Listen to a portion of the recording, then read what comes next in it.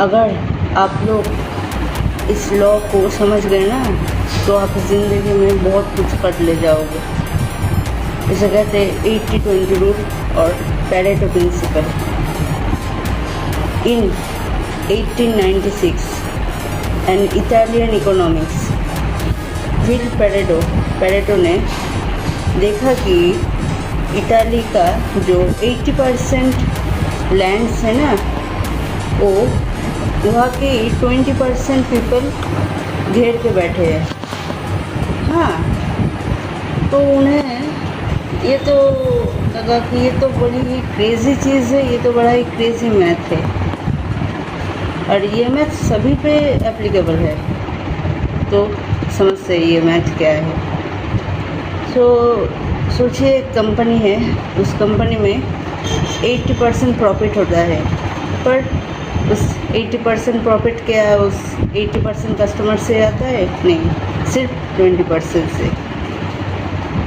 तो और देखिए ना, आप लोगों की लाइफ में जो स्ट्रेस आ रहा है, एंग्जाइटी हो रही है, डिप्रेशन में जा रहे हो आप सब, तो क्या उस 80% लोगों से हो रही है? नहीं, उस 20% लोगों से ही हो रही है ये सब। और देखिए ना, एक स्टूडेंट क्या करता है, एक स्मार्ट स्टूडेंट क्या करता है, अपना 20% सिलेबस कवर करता है, जिसमें से 80% क्वेश्चंस आते हैं और वो बहुत अच्छा मार्क्स करके भी चले जाते हैं। तो इसे कहते हैं 80-20 रूल।